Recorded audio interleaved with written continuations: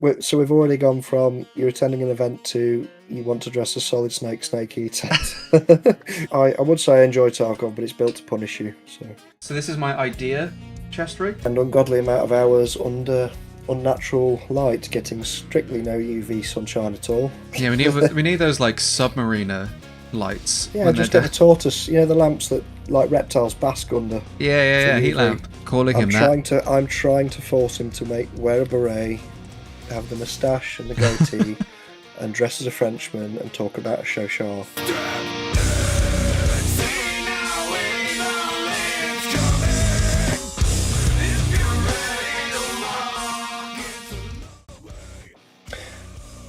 Hey chaps, welcome to episode 39 of Nemcast, and today we're joined by Dave. Dave, do you want to introduce yourself, dude?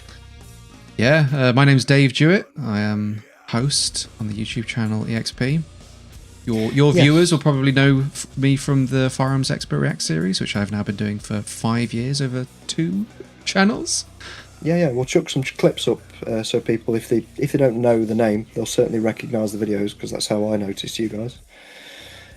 And you guys, well, you specifically, are going to be joining us at Clash. So we're going to be going over in this video a bit of kit, how to sort of deal with your first airsoft setup, and a few other bits. We'll also go into your background, because that is something especially my viewers are going to be interested by. So we'll get this brief ad break out of the way and we'll be right back. Hey folks, just going to take a quick minute of your time to talk about Kingdom Clash 2 The Bush War. Now this is our second event. It's a community focused event. We're trying to build something that is very similar to NAF, but with better gameplay. Now we're hosting it at Opt at the Kingdom. It's 3rd to the 5th of July, and it's going to be a Friday to Sunday event. Now Friday's just turn up, pitch up kind of thing. What's happening Saturday is start the battle sim, establish the teams, get all that secured. Onto that, hard break for lunch, then we're doing the Thunder Games. Now these are a very integral part of our event. We're very proud of this because there's a shooting competition followed by something we've called the Thunder Dome. The shooting competition is more of a kill house, timed thing, you run through, shoot the targets. Best time wins the prize. Now there's 2 first prizes, 2 different rifles you can choose from. One of them, for example, is an AKM. Now the AKM is going to be fully upgraded with a brushless motor, MOSFET, all the bells and whistles. That's first prize. There's also second and third prize. We'll make sure you're well looked after. This will be coming on straight after the shooting comp. It's something we've called the Thunder Dome. Random teams of 5. Now random teams of 5 are there for a reason. This is a social event, community event. We want people to get to know each other and have a good time. And the idea is we'll be able to go down into New Village, which is down behind me. There'll be a kill house arena. Think of it a bit like the Gulag from COD. Random teams of 5. First team to wipe the other one out progresses, that sort of thing. There'll also be a few little cool prizes coming off from that. Now, if you want to learn more about the Thunder Games, there'll be links in the description below to the podcasts, and there's full descriptions on that in there. Sunday is the full battle sim itself. There's going to be drinks, beer stands, food vendors, trade stands, everything you need for a good weekend. Like I said, it's community focused and entirely community based. So the more people get to this event, the better. If you want to book on, there's a link in the description below. Cheers, chaps. And we're back. So, I'd suggest we start with, what is your background? How did you start YouTube? What got you into it? I've been doing YouTube in one way or another for, I want to say 15 years. I studied to be a programmer. I have a computer science degree, which in 2026 is useless. all of it's like changed so much, but I'm one of those people that has just always watched more YouTube than I have TV. I've watched some of the same YouTubers for years and years, Northern Lion being one. I'll dance between like different subjects. I've always been massive into games. And while I was working at a college and just fixing computers and trying to talk to 58-year-old lecturers and teach them how to use PCs and digital cameras and printers, I was like, this is long. So I figured I'm going to start a YouTube channel, see where it goes. It didn't go crazy. I did a YouTube series on Bloodborne where every time I died, I donated £1 to a leukemia charity. Keep it in theme. That helped propel me a bit. But eventually, I went to a games event in London, met my old co-host Lucy James, gave her the first business card I ever gave to her, and she gave it to her boss. 6 weeks later, I was working at GameSpot. Moved from my small town in the middle of Wales to the big smoke in London, and I've been doing stuff on games and pop culture ever since. I was always the first person shooter guy. in GameSpot. My niche was first-person shooters, action games, a lot of RTS, and like nerdy stuff as well. Like I'm big into Warhammer, so all those types of games, and like milsim stuff. And I've always been into like big action movies and things like that. So it all developed from there. Eventually, after I left GameSpot, I figured I'm just going to keep making the same old mad content that I used to. And thankfully, I'm still going. Yeah. So, I mean, EXP as a channel is what? Is it a year old now? Just over? Just over a year old. We turned 1 month ago. So, yeah, just over a year old. God, that's and you've blown up, really. I mean, what are you subs? What are you up to subs-wise now? We're just shy of 223,000. 223k. Yeah, that's wild. Yeah, we wild. feel very lucky. Like a lot of that is because a lot of the fans have followed us from when we made stuff at GameSpot. We're very lucky to be supported by our wonderful patrons, and I like to think we've got a bit of a niche. And the one thing I strive for is that I'm very sort of clear that I'm a big nerd who is also like learning alongside all the other big nerds. Yeah. And I think that resonates with people, or at least I hope it does, because that's what I want it to feel. I want us to feel like we're all nerding out together through those videos, and that it makes me smile when people comment on videos or reply to tweets with like the gif of what's his name from Once Upon a Time in Hollywood clicking and pointing at the screen because they recognized something that they didn't think anyone else had recognized. Leonardo DiCaprio gif. DiCaprio, yeah. Yeah. They thought, I thought I was the only one to recognize that. And I'm like, no, there are dozens of us and we are all as nerdy as each other. Yeah. There's an amazing crossover between video game culture, Warhammer, and airsoft as well, which is something, because I've got a decent sized Warhammer collection as well. Yeah, now I'm getting to airsoft. That's the hat trick. Yes. That's the third. That's the third Infinity Stone I was missing. Complete the collection. Yeah. Complete the collection. Finally be completely skint. Yeah, no disposable income anymore. Yeah. Ah, yes. So that's a brief background. How did you first find out about airsoft? What sort of got your eyes on it? What was the first thing you saw? I used to be really big into paintball, and I remember seeing someone's marker that was mocked up as realistic as a paintball marker can be. You know, you can make it look like an M4A1, but it's still got a big thing coming out the top of it to hold all the paintballs. And I really enjoyed paintballing until one of the marshals in one of the old sites back in my hometown. He was like, I think that the spot shut down because it was not safe. It was on a slate quarry. Like, you're getting like 13-year-olds to try and climb up broken slate, like rolled ankles galore. And it sometimes, and more, I will say, just to play devil's advocate, sometimes a dangerous site can be fun to play because of the element of danger. Oh yeah, I will say that. I just don't think they had all of. I think just the slate quarry was the only place they could do it, because we had other ones that also had like an element of danger, and they were like, be careful. But, you know, people were rolling their ankles and they were just like... And the last time I played paintball was because the marshal inserted himself into one of the games. And it was like... We were all high school kids. And we were just like... We were doing like 3v3s, and he was like, what we're going to do is I'm going to put on this ghillie suit. I'm going to go into the woods just outside of the orange like net fence. And you have to like try and get to me. And we were all like... sort of here for my mate's birthday. Why are you getting involved with your like sick M4 long barrel, like over pressured paintball marker? Yeah, it's essentially you hunting the predator at that stage, isn't it? And he shot me in the throat twice from like an unsafe range, and I just had these big welts. And going into school, they were all like, "You got big love bites," and I was like, "Love bites don't weep when you push them, my guy." So that's more than a love bite. So I thought, well, I was going to look into alternative things to do, and airsoft came up. And where I was, there was no airsoft, like, and nowhere to play it. There was no airsoft community. It was small town mid Wales. I ended up with some very cheap G36Cs. Like I had a pair of them, and they just ended up just like rotting. So I figured it passed me by, you know, college, university, but I've always had like an appreciation of it. Like I've watched a lot of YouTube videos of people playing it. There was that, can't remember the guy's name, but there was that period of time where it seemed like YouTube was overtaken by airsofters with sniper rifles that had 3 or 4 GoPros strapped on their rifle. Yeah. It's always been a big thing. There's a couple of big names out there that really do it. And don't get me wrong, the video quality is good. But a lot of it now is people doing the mil sims, that sort of scene. It seems to be on my particular algorithm anyway.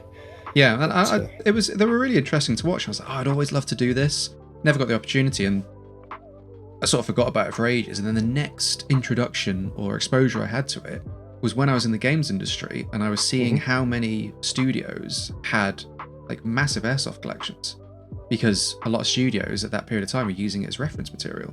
Yeah. And you can actually see in some older games where they've accidentally copied a detail from an airsoft weapon. Magazines more are often a big than not, one it's for like that. a mag, isn't it? Like a high cap. You'll see the winder on the bottom.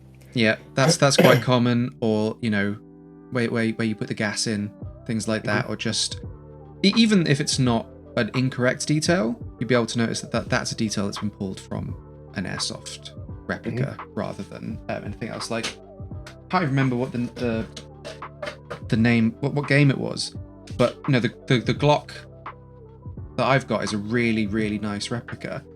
Yep.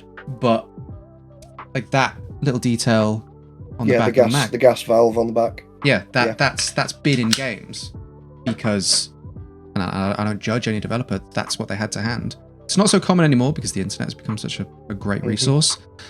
But especially Japanese games of an era as well. Airsoft's huge in Japan. They had airsoft replicas. They used those to model their game assets from. So that was like my next exposure, really. And it was only in the past few years that I thought I should actually give this thing a proper go. And that's when luckily I spoke to you. Yeah, well, it was just a bit of a chance meeting with one of your mates. But what are your initial reservations about going into airsoft? Have you got any concerns, or is it mostly just kit concerns, what you need to get, or is it my main one is that I'm like, am I too old? I'm old and frail. Like I'm mid-30s now and everything's starting to hurt, so I'm just like, okay, that's a consideration. But I can't remember if it's you or my pal that said every year that they go, they take less kit and more painkillers, and they get less kit, more painkillers. Eyebrow before you go, eyebrow when you get home. Yeah, and a nice hot bath. That's how I cope with it. Okay, that I can do. And a nice beer always helps. I'm not going to lie. But the gear is an intimidating point, because I know there's the podcast you put up recently covered the basics, the high end, 48-hour milsim ones, and there's just like a lot out there. I've got bits and pieces of old like milsurp stuff. But I think I just want the right gear and the gear that's going to allow me to have the most fun.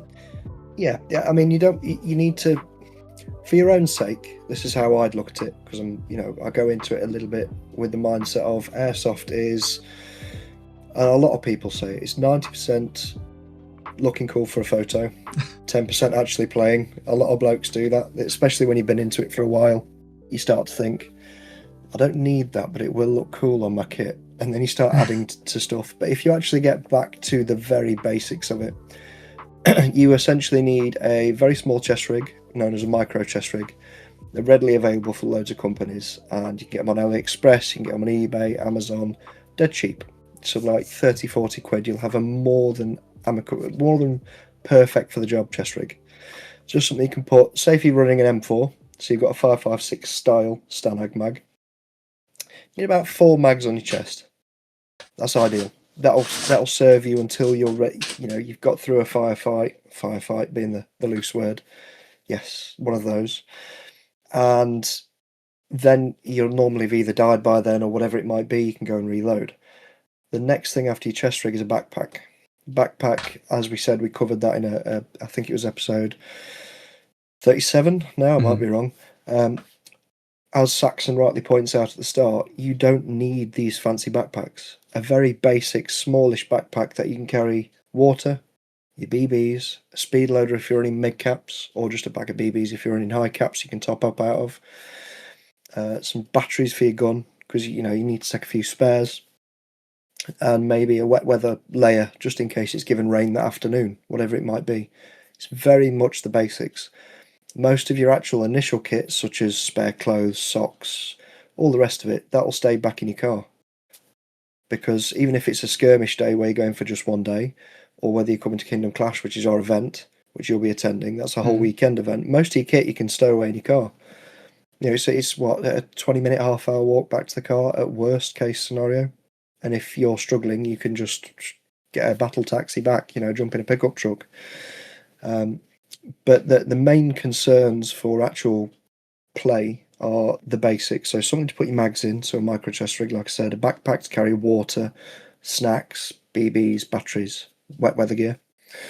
And then you'll probably want decent boots, something that are going to support your ankles, because you've got to remember you're in the woodland, you're going to be on uneven terrain, you need that ankle support, very important. And don't get me wrong, not everyone does that, and it's at their own risk, but I always advise people wear decent quality, comfortable boots with some good socks, like merino wool socks, something like that, where you're not going to sweat too much, you're not going to get loads of blisters. Spend the extra money on decent boots and socks. What I like to do is buy decent walking boots that I know when I go hiking or whatever it might be, I'll get my money's worth out of them then, if I'm not even necessarily playing airsoft that month. So it's, you've got to make it so your kit can translate into getting your money's worth. Same goes for backpacks. You don't have to buy a particular camo backpack. You could buy just a Ranger Green style backpack, and then you can chuck that on for a hike. And at least you get in as much mileage out of your kit as possible for the money. Now, as far as your actual kit is concerned, we've got at Kingdom Clash 2, it's a battle sim light. So there is camo, but it's optional. You don't have to do the camo rules. There's two teams. There's going to be the Rhodesians, clues in the name, Rhodesian brushstroke generally. And then you've got the OPLA. That's going to be Ranger Green, sort of, basic green stuff.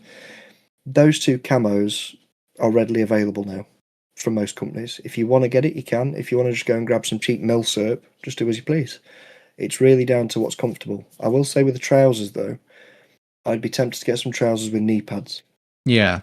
Not knee pads you strap on. That is a fatal mistake a lot of people make, because they think, oh, it'll look cool, strap on knee pads. The minute you start walking, they fall to your ankles and you spend half your day picking up your knee pads. They're just useless. So get some, the general name for them is G3 Cut, Cry Precision G3 Cut. You don't have to go out and get Cries. There's loads of cheaper brands out there, knockoffs, do the same job. But what they did was they have knee pads that insert into like a pocket on the knee. And you've got like a plastic bit at the front that's visible, and there's like a foam bit that goes inside the pad. I feel like builder's trousers, where you can, but except for you can see the front plastic bit. And what they will do is when you kneel down, you don't get a stone in the kneecap, you don't get a BB on a piece of concrete in the kneecap, because that is just mind-blowingly painful and you're not expecting it. Just the basics. But again, it's going to be sunny. If you want to wear shorts, that's also something you can do. Just be aware you might look like you've had a fight with a wasp's nest by the end of it, because airsoft doesn't hurt as much as paintball. I will say that paintball's a big thing, going very fast, lots of joules behind it. It's like a punch. Airsoft is a 6mm BB, and it's more of a little bee sting. So it's a bit of a sharp owl that was a bit sore, but it's not going to leave a whopping great welt. It'll leave a small welt, but nowhere near as bad as a paintball. So shorts and t-shirt are more than viable. So I don't need the level 4 plate. No, not at all. Remember, you gotta keep that weight down as well. I'd recommend probably taking a hoodie. I like to wear a hoodie, hoodie and a t-shirt, something like that. So you've got a bit of a layer that you can pull down over your arms if you're getting up close and personal, where it's just going to take the edge off that sting. And I tend to rock shorts and a t-shirt in that sort of the weather we normally expect that time of year, which is obviously clashes in 3rd of July. Yeah. So first weekend in July, it's pretty warm normally. But a couple of layers, something like that, which if you do get too hot, you can whip them off at your fob for your forward operating base, put them by your backpack where you can store it all safely, and then go and play. But once you've sort of done the basics, like your base layers of clothes, chest rig, backpack, you want to think about your eye pro and your face. That's the most important bit. Eye pro is absolute key. Aside from obviously boots, you only get one set of eyes, so it's very much important that you invest in good eye protection. Do not go on AliExpress or Amazon and buy the cheapest, nastiest things. because it will go wrong. I've seen far too many people do it, and it ends in tears. And airsoft sights are insured up to a point, but if you walk on with what look like proper eye protection, the marshals will think that's eye protection. You go out and get your eye shot out, you'll not be able to do anything about it. So the key is to get some high quality stuff. I recommend, and I use personally a lot, is Block. They do some proper decent airsoft glasses that don't fog up. They come with a year's warranty. They're a little bit more pricey, and I'm not expecting you to go out and buy them. You don't have to, but this is what I'd recommend if you, especially if you intend on doing it again at some point. Yeah. Block give you a pair of glasses, the frames, 3 sets of lenses, and you get a year's warranty, or at least the ones I bought got a year's warranty with each set of lenses. So if they fog up at any given time, you can take those lenses out before that year's warranty and send those lenses back. They'll send you some new ones because the anti-fog stuff's failed. So you're getting your money's worth. With Face Pro, teeth are your main concern. Airsoft BB will chip a tooth and or remove half a tooth. If you're smiling and a BB gets you, you'll be missing half a tooth, and they're expensive to fix. Yeah, I've already got enough Americans commenting on British people's teeth. I don't need to make them look any more like a set of picket fence. We've all got fucking gravestone teeth at the end of the day, haven't we? Yeah. Looks like Hadrian's Wall back there, so yeah. I keep those looked after. But I'd recommend just a mesh lower. You can get different ones. You can get balaclavas with like a mesh insert that go on, so it doesn't look too bad. What I can do is give you a load of examples. I'll send you some at some point this week. But something to cover your mouth at minimum. Mm-hmm. Just look for Airsoft Face Pro. You don't need a full face mask. You can get them, like a Di-4, but you do look a bit like a bug man when you're wearing them. It's the other way I can describe it. They're not the best look. It just depends on what you want to look like with your kit. Yeah. Because like I said, Airsoft, unfortunately, the nature of it is people play Airsoft instead of paintball because it's the look. The functionality is better in my opinion. They've got twice the amount of range. They're a lot more realistic. But when you play Airsoft, you might want to impersonate a particular kit. Think a Vietnam era kit, a World War II era kit, whatever it might be. And the last thing you want is a World War II era kit, for example, and then what can only be described as a paintball mask underneath it, and you just think that looks nothing like a World War II kit. Yeah. So it's all about picking and choosing your kit for longevity. A lot of people tend to buy 3 or 4 different iterations of kit before they settle on something they like. So I always tell people what I've ended up settling with and what I find reliable. Yes, it's more expensive, but you end up with a better finished product, and you have to buy 3 or 4 iterations of something else to get there, if that makes sense. Yeah, I think a shopping list will be assembled because I feel like I'm not all of the gear, no idea. I'm some of the gear, a little bit of the idea. Yeah. Like I have got a basic mesh mask. I've got like this, my M4. Mm-hmm.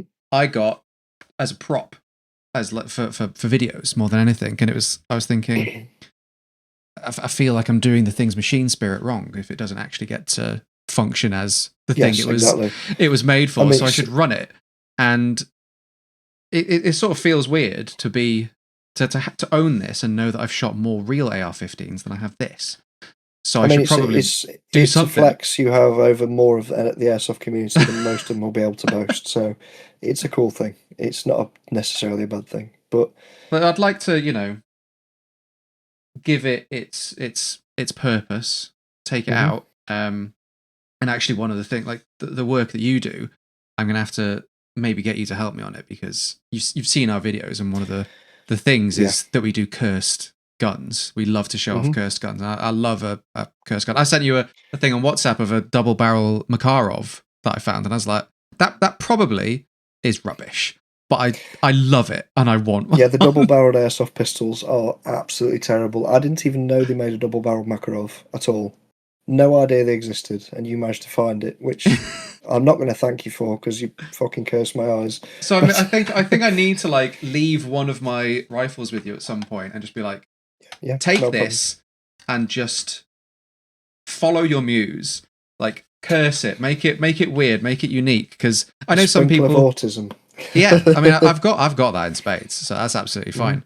Because I know you see all the ones that are like the pink uwu AKS 74U that moans when it goes in, which I admire that was the Silo ability. Entertainment, I believe. Yeah, Like good, like that can't have been easy to do. Not my flavor.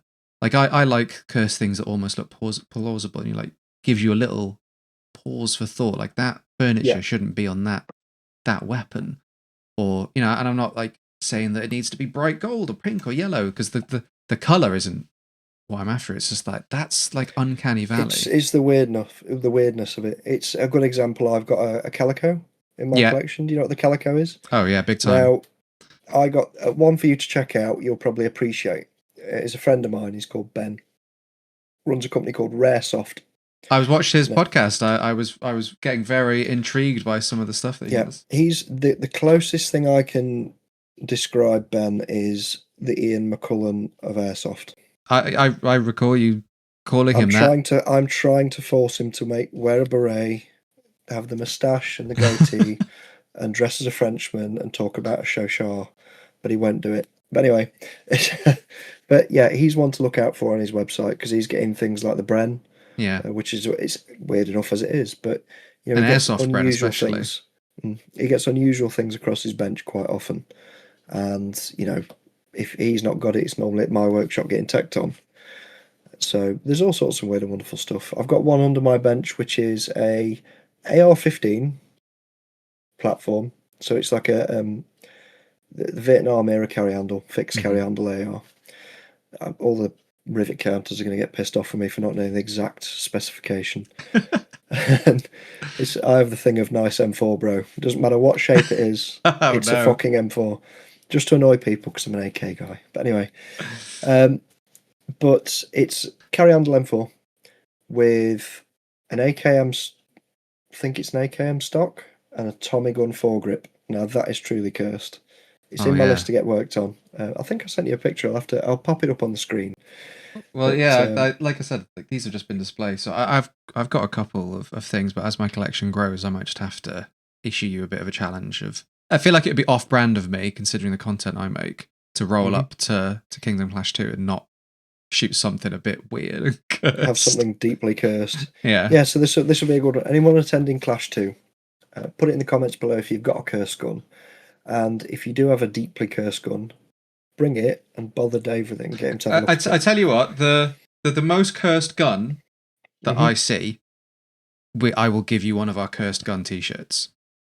Nice. I'll give it a little mini competition. Whoever shows me the most busted cursed gun will get one of the cursed gun t-shirts, which has all the cursed designs on the back that we can throw a picture up as well. I will say, as a preface, it has to work. You can't just cobble some shitbox together in your garage and just say it counts. No, it has to work. It has to shoot. It has to work, and you have to let me put a round through it. Yeah, that's the rule. Fuck. So we've gone over roughly what the kit is. Have you got any more questions or queries on the kit? What are your thoughts? Anything that I haven't really covered? We've gone boots, backpack, chest rig, face pro, eye pro. I think those are the main things, aren't they? Like I said, I've got none of this stuff really, so it'll be an interesting experiment for me to start accumulating this stuff. Yeah, and I'm sure you maybe you can tell me in the description. You can put like your recommended spots to go to these places. I mean, as a good starter brand, I really do like for things like trousers, chest rigs, especially their micro chest rigs are really good. And the backpacks are Emerson gear. Okay. Just type in Emerson gear on Amazon or eBay. It'll come up. It'll probably come up on AliExpress as well. Emerson gear are good. There's Viper Tactical if you want something a little bit cheaper. They're also good. They've got a lot of basic starter line kit. When it comes to boots, I wouldn't scrimp out. Get yourself some decent quality boots that are actually going to last. And I'm not big into boot fitment and stuff, but spend the extra money. Same with the socks. Merino wool socks. That was some advice I took off a mate of mine. And now I just live in merino wool socks. They're just fucking great. But anyway. So where do you stand on like using milsurp versus like actual airsoft stuff, or is it a blend of the two? Most milsurp stuff is there for aesthetics, right? In airsoft, it's not going to change how you play. I could get a genuine Cry Precision micro chest rig or shirt or whatever it might be, then get a knockoff one, my gameplay is going to be the same. Right. It's not going to change how I play. As long as the pouch has the same functionality, as long as the shirt does the same thing a shirt should do, which is basically cover your nipples and arms, you're good to go. You know what I mean? It's you don't need to spend a fortune. The only thing that will make a notable difference is your shoes and your iPro. Gotcha. Obviously, your rifle itself, but that isn't something we've got to worry about for this particular event. But like I said, the things you don't skimp out on, eyes, feet, Right. they're the things you want to spend the money on. Because there are a few people, like when I've told folks, like, this is my first airsoft game, and I've said people, it's going to be my first. Why don't you make it your first? And a few people in our community and friends have been like, you know what, if you're doing your first game, I'll do my first game. Yeah. So I'm hoping there'll be a few people like me that are, you know, have admired this hobby from afar and now getting into it. Like, we've got people in the EXP Discord that have some absolutely mad airsoft creations. Like, there's one guy with an M249 with a giant, like, shark tooth shield on the front. Yeah. Like juggernaut, like absolute mad stuff. But for the people that have never done it, it is quite a leap to get all the gear, the gun. You know, like what starter gun would you recommend to people? Well, I wouldn't even recommend anything to people for the starter. If you want to try airsoft, you've never been before, even if you've got no mates to go with, firstly, you're welcome to reach out to us, come to Clash. I'll make sure we hold your hand through the process, get you started. It's a good bunch of people that are going. We're not cliquey. It's not a small clique. We'll come and talk to you and get you started. It's not a problem. But even if you just want to try a local skirmish, a site more local to any of your subscribers, followers, whatever it might be, most sites offer something called a rental package where they'll give you a camouflage jumpsuit, normally, a bit like a paintball suit. Yeah. Give you a bit of mesh iPro, whatever it might be. And then they'll have a rifle for rent and they'll give you some BBs to start the day. It's normally enough for, I don't know, half a day. Now, some sites have 2 or 3 choices of rifle. Not all sites are going to have that. Most are just going to have your standard G36s, your M4s, something a bit basic. But what I recommend always doing is renting for your first 3 or 4 games till you've really decided you like the sport as a whole. Call it sport loosely. I don't think it's actually classed as a sport. And then start looking into what you like. So are you an AK guy? Are you an M4 guy? Do you like niche Russian looking kit? Do you like niche World War II or Vietnam era kit? There's an option for everything. Now the trick is, once you've got to the stage where you think I really like X gun, let's just say an AKM, the most common IRL gun, you don't see that many in airsoft, but there's some really good quality ones. Now what I always recommend people do is speak to a decent, reputable tech. I'm a tech. It's a bit like a mechanic for a car. So your rifle brakes, you take it to your rifle brakes, take it to a tech. Car brakes, take it to a mechanic. Same principle. Speak to a reputable tech and say, look, I'm after an AKM or an M4. What brand would you recommend? I'm looking at buying this. Could I have some advice, please? If they're a tech worth their salt, they will A, help you and just say, yeah, I recommend that, or avoid that. This is what I'd recommend. And and go from there. Always read up. Don't buy cheap and don't buy the most expensive. It's not always a rule of thumb with airsoft. Some gun brands, you're paying for the label and not the internals. Again, it's something that you want to speak to a tech about because they'll be able to advise you what's best, because there's a massive market for upgrading them once they inevitably break, because it's, things break. You need something that you can get parts for, whether you can upgrade them later and put better quality parts in to get more money out of that gun. Because most guns, let's say you buy one new, they're about average price about 300 quid for an M4. It's quite a reasonable price to entry for something like this. You'd expect it to be way, way more than that. Now, for 300 quid ish, I can get a Cyma Platinum M4 or an MP5 and run it till it breaks, and then I could chuck it to a tech, chuck another 400 quid at it rather than buying a new gun if I really like the gun, and it'll be better than new. Most cases, if assuming you've gone to a good person who knows what they're doing, and it'll last you another 4 or 5 years.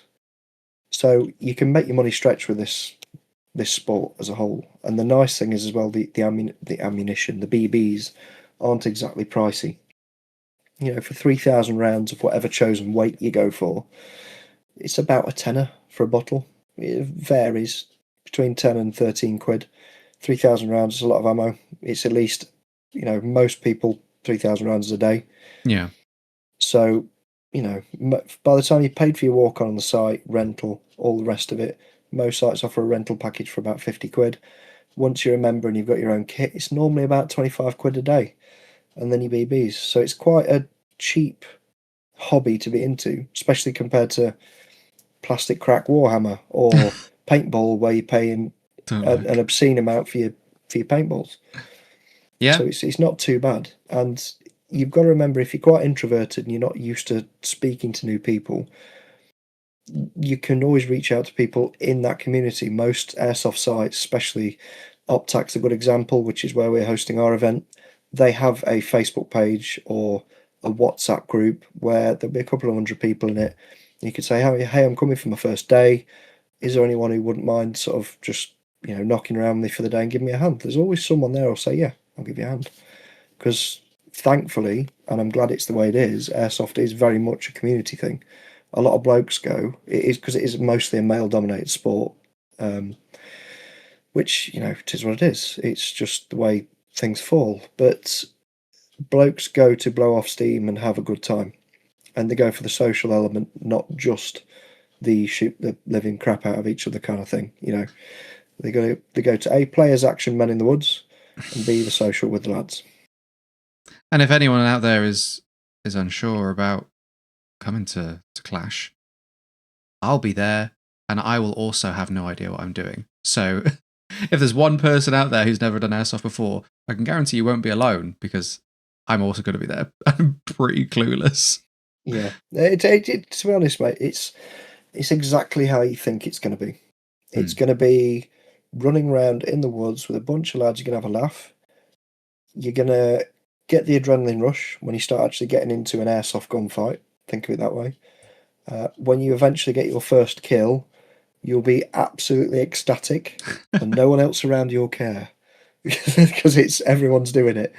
But you'll be dead happy with yourself, and that's it's just good. It's a good release. I use it to de-stress. Yeah. Because you get an exercise, which gives you endorphins. You're going for a good time with the lads as well, which is important. You're getting outside as well, which helps a lot. God knows, doing what I do and my hobbies, I need more excuses to get outside. So yeah, well, I'm stuck in all the time. This is my workshop where I build guns, and I spend ungodly amount of hours under unnatural light, getting strictly no UV sunshine at all. Yeah, we need those like submariner lights. Yeah, just get the tortoise, the lamps that like reptiles bask under. Yeah, heat lamp. Yeah. Or we could just go outside and play airsoft. Yeah, go touch grass and play airsoft. But yeah, so generally speaking, especially Clash, it's going to be a good event for people who've never tried it before.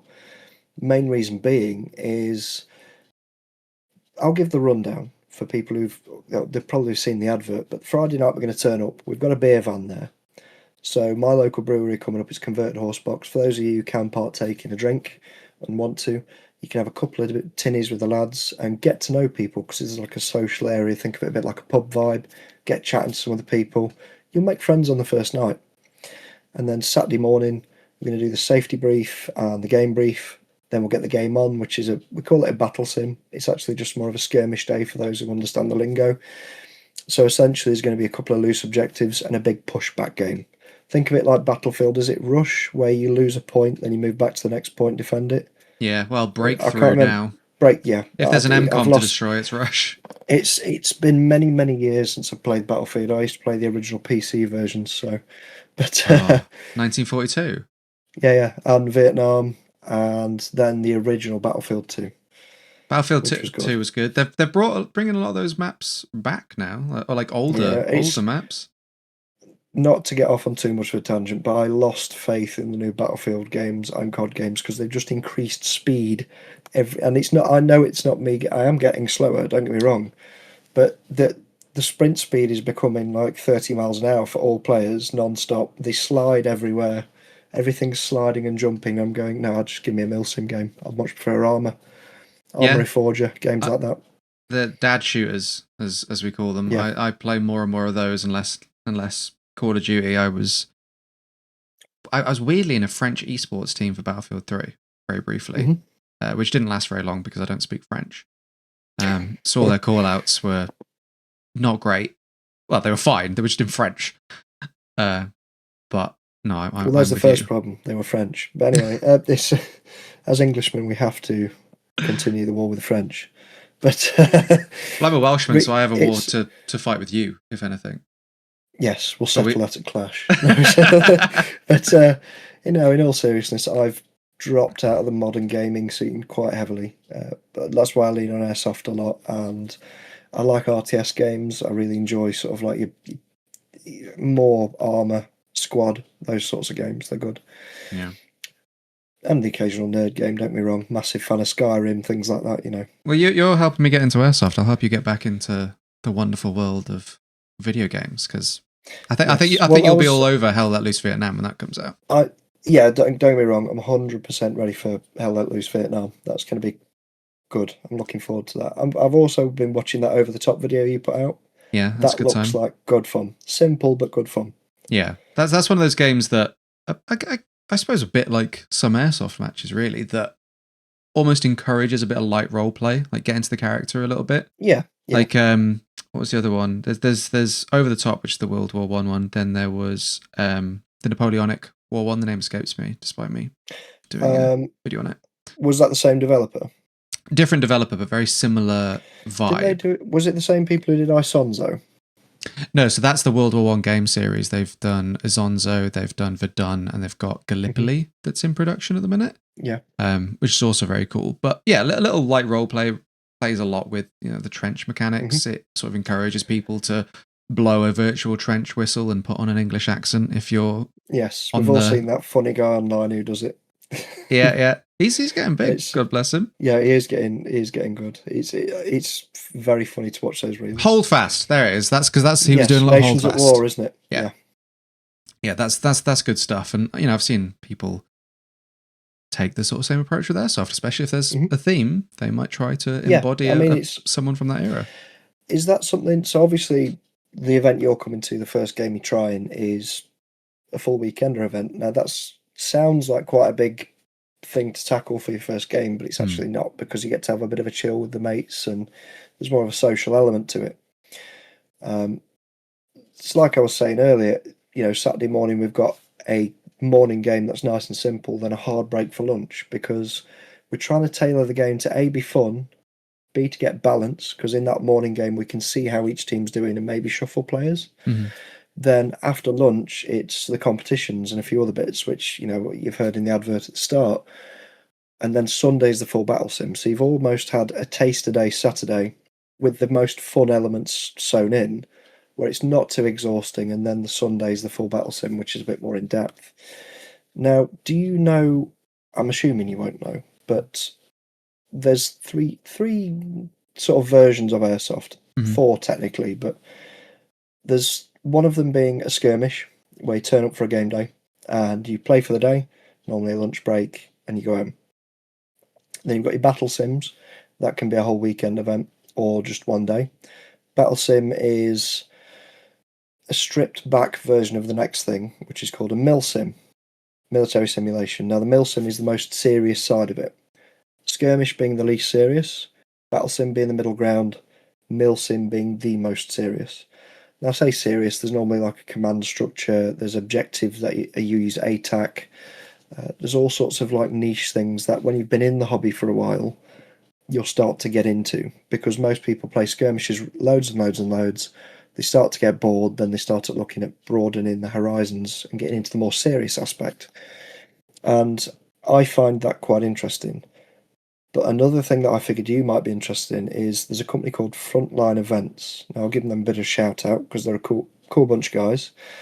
And they do Vietnam battle sims, they do World War, stuff like that. They're doing 1-4 Stalker, as in Shadow of Chernobyl. So they're doing a whole themed game around that. So you can get all the cheeky-breeky kit on, the gas mask, and, if you could do anything in airsoft, let's just say you could have any loadout you wanted and play a event or game with any kind of kit, what would it be? Sorry, I was just distracted because I actually have official Stalker patches that I got. So Nice. that would be cool. As assuming they're not sending the weird little spooky little monsters at me. If I could do any, I do sort of like Cold War era of history. Yep.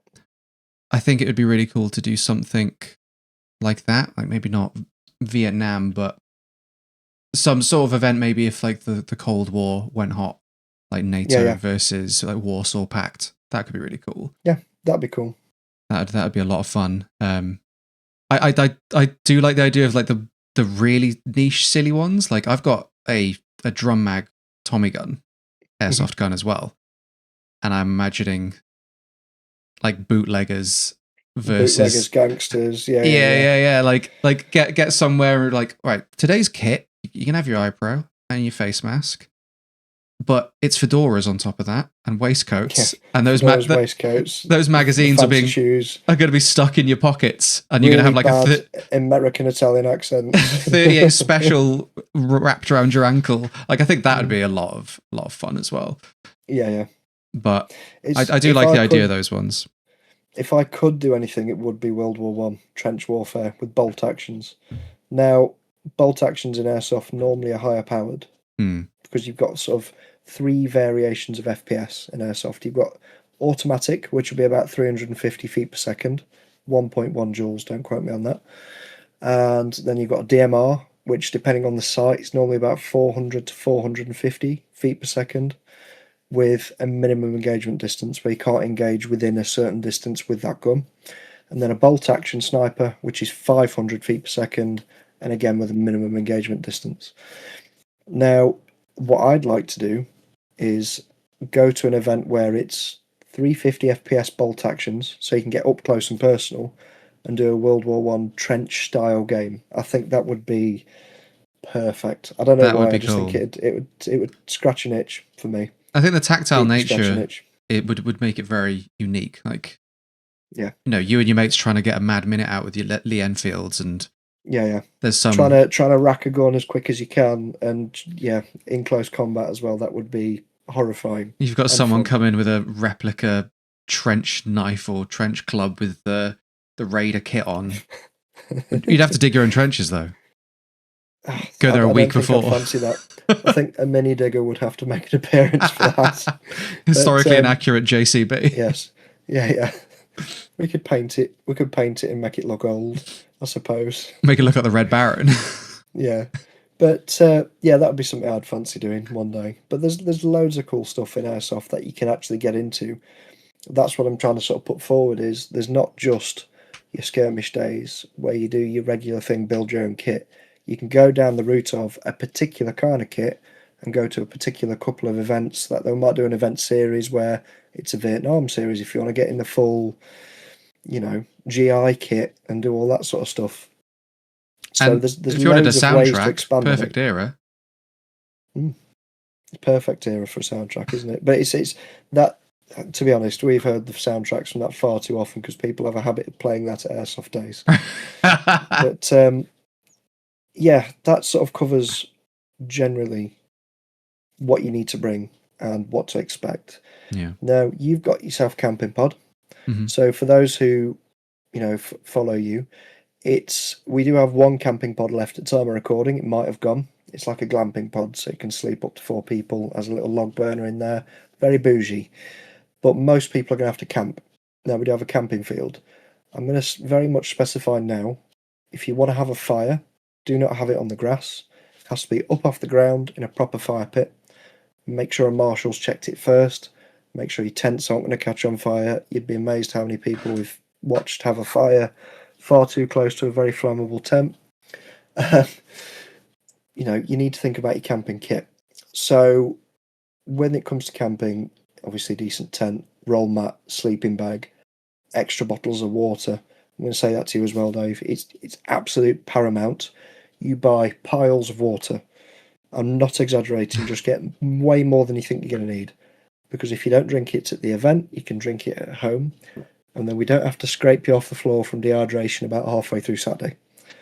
because we've had people pass out at events from not drinking enough, thinking they'll be all right on just Monster, and that's not how your body works. So, and Optacs have got a lot of vertical terrain. Not completely vertical, but it's steep. You know, you'll know you've walked around it. You'll be making a sweat. Yeah. So make sure you bring water, snacks, the basics. We do have a food vendor, but you know, make sure you have enough in your backpack. Say a bottle of water that's sort of that big. Obviously, it's a beer, but you know, a bottle of water that big, you'll probably want 5 or 6 in your backpack that you can just leave at your fob. Put one in your chest rig somewhere so you can stop and have a quick drink, and then as soon as that's run out, go back to your fob, grab a fresh bottle of water. Don't think I'm just going to push on for another hour. Go get fucking water. Just trust me, because I just can't be bothered to scrape people off the floor again this year because they were dehydrated. Oh, it got really hot as well. I think it was Sunday, and I must have drank a good 2.5, well, probably about 1.5 litres just over the course of the day. And I was watching people have just a bottle of water on the chest rig, that, you know, have a little bit, and I was thinking, you're going to drop in a minute.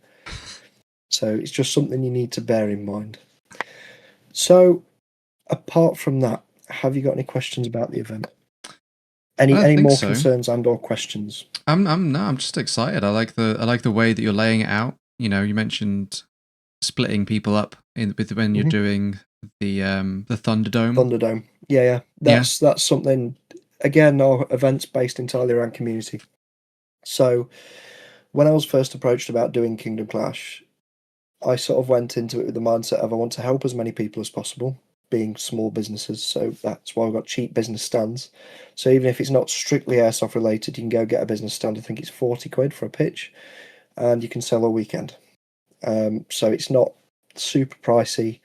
There's going to be decent footfall. You're pretty much sorted. We've got some of the lads doing a bit of a mental health stand as well. So if you want to go and have a chat with some of the boys, you can. That'll be Keith. Big shout out to Keith and his lot. And we've also, obviously, probably not the best follow on from mental health. We have the beer stand and the food stand. There's all that sort of stuff. So people can go, and if they don't necessarily want to play, they can go have something to eat, have a drink, have a kickback, and a laugh. Because most people, especially nowadays, the stress is piling on. And for me, just being able to go for a fun weekend where they can have some serious escapism and have a laugh with the lads and get the, you know, if they need a bit of help, they can get it there. If they want to buy some cool stuff while they're there, they can do that. And it's trying to make the most community focused event I could possibly do at the right price. And, you know, that's also tailored into the gameplay. So after Saturday lunch, like I mentioned, we've got the shooting comp, where there's some decent prizes. It's not just going to be a cheap, crappy pistol. It'll be a fully upgraded gun by me with a year's warranty, with all the latest mod cons in there. You're talking like an £800 first prize.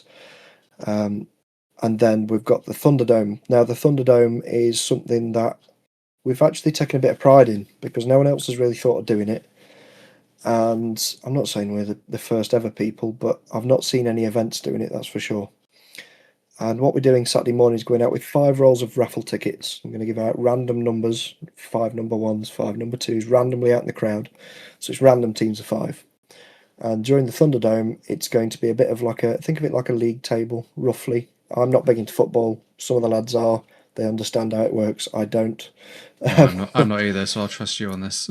No, but basically there is a scoring system where there'll be sort of like 3 teams coming out on top, first, second, third place.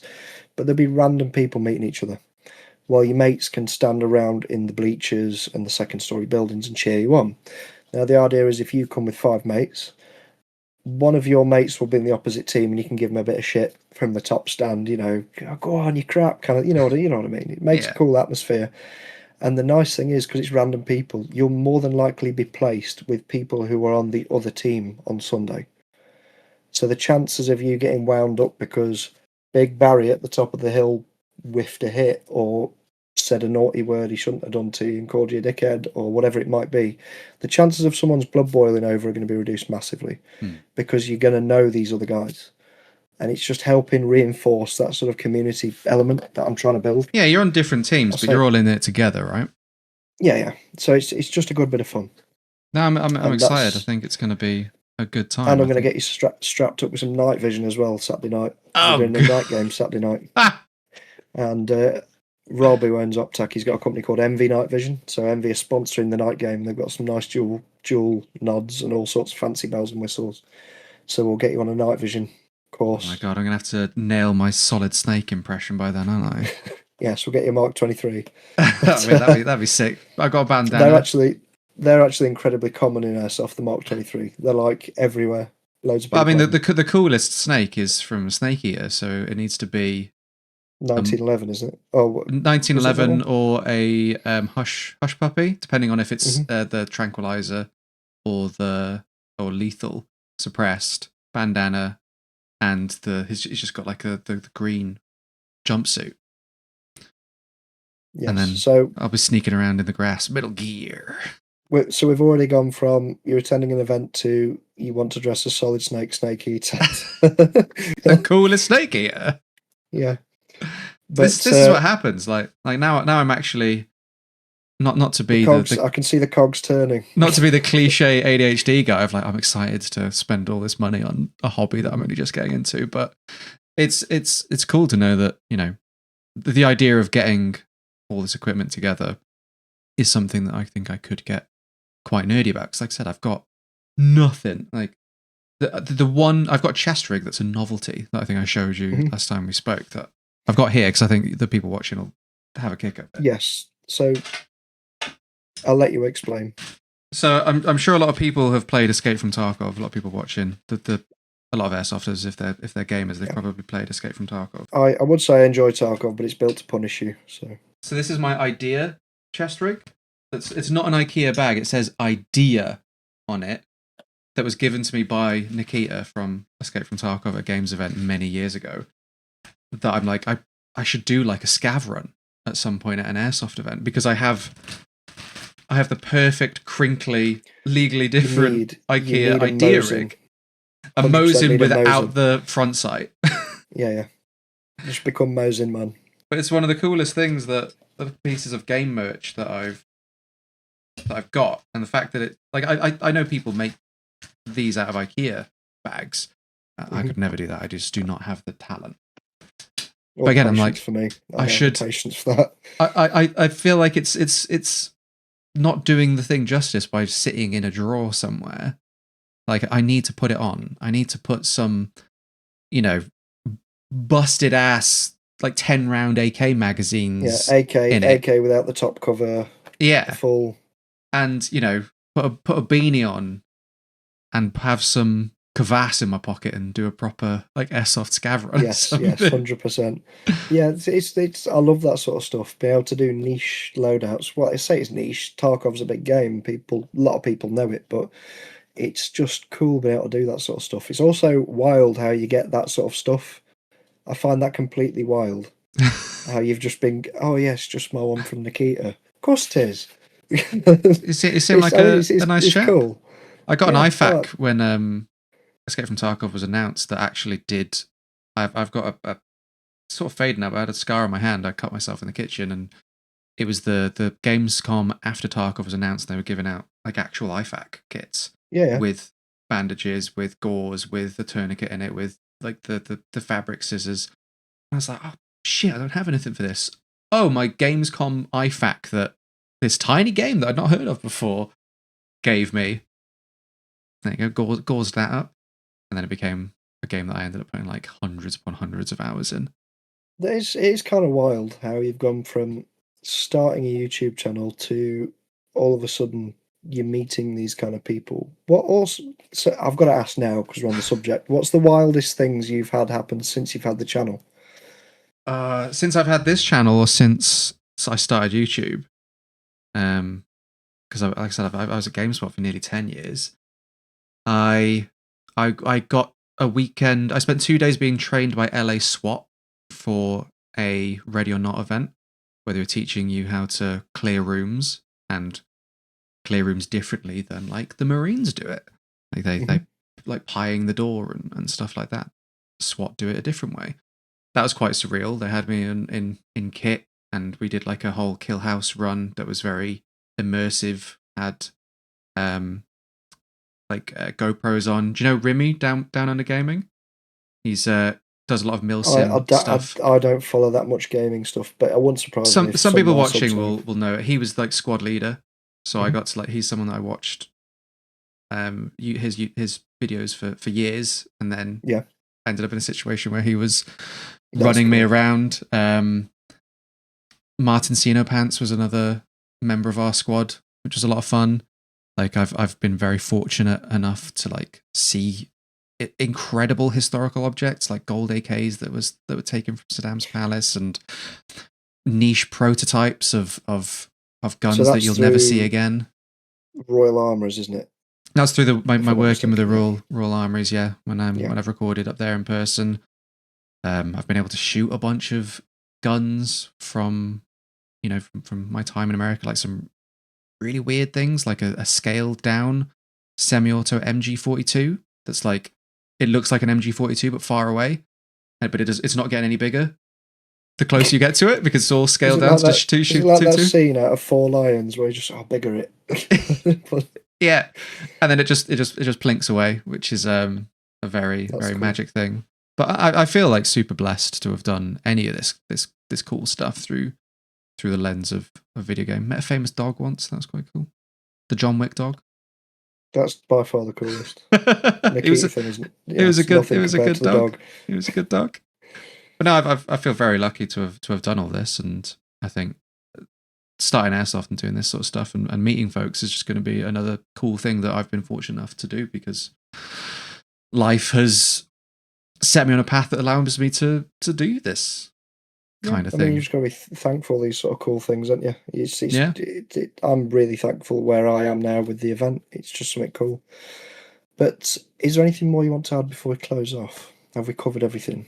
I think so. Like I said, I'm just excited. Hopefully, in a not too distant future, we can collaborate on like a game themed event or something, or do one of those mad World War I, World War II events that you mentioned. But I'm excited to just get my gear and use it for the thing that it was intended for. And like it's nice that you've been so public about like your goals for the event, because all the anxieties that I had around like, what if my gear doesn't work, or what if something breaks, or I've never had to reload a magazine or change an airsoft rifle battery, but it sounds like the environment you're cultivating and the event that you've got going, things will go wrong, and it's an environment where it's fine for you to ask that question. Yeah, and break stuff. I'm not trying to build a super hardcore event. It's supposed to be a good time, and you can't have a good time if you're new to it and you don't know what you're doing. So we've got to help lift everyone up at the same time.